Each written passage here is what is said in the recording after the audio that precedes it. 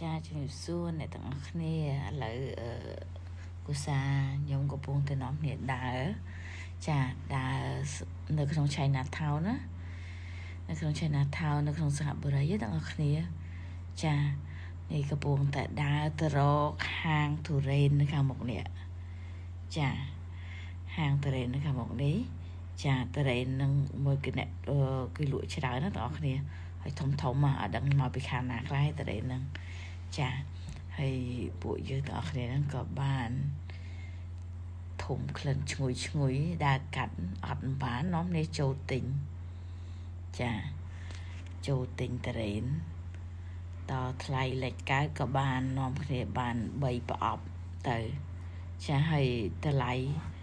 គឺគេ discount ណាទាំងអស់គ្នាគេលក់ discount ពពួកបកសបកនៅតែសាច់ចឹងណាគេ discount មកប្រអប់ដូចជា$8តាមខ្ញុំចាំចាជួយ$8ហើយមានយក3ប្រអប់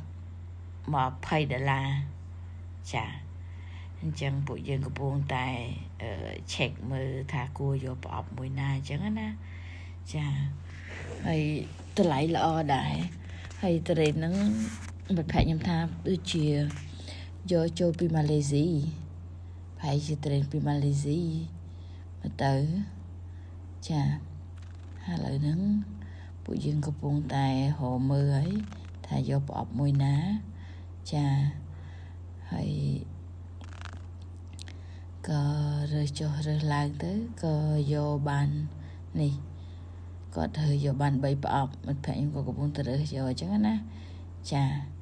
3ប្រអប់ហ្នឹងគឺតម្លៃត្រឹមតែ$20អ្នកនរគ្នាធូរថ្លៃបើសិនជាគិតទៅតម្លៃហ្នឹងគឺ$20វាដូចជាអស់$16អាមេរិកអញ្ចឹងណាបងប្អូនចានេះ3ប្រអប់នៅនឹងគ្រួសារខ្ញុំកាន់ហ្នឹងណាចាហើយឥឡូវហ្នឹងចាប់ផ្ដើមនៅកន្លែងគេលក់ហ្នឹងគឺគេមានកន្លែងស្រាប់អង្គុយញ៉ាំទៀតណាបងប្អូនចឹង3ប្រអប់ហ្នឹងអត់មានយកទៅផ្ទះទេចាគឺត្រកន្លែងអង្គុយនេះគេមានតុអង្គុយញ៉ាំនៅកន្លែងគេហើយគេមានស្រោមដៃមានអីយើងអញ្ចឹងណាបងប្អូនចាកន្លែងគេនេះយើងញ៉ាំទៅយើងពាក់ស្រោមដៃអីចឹងទៅ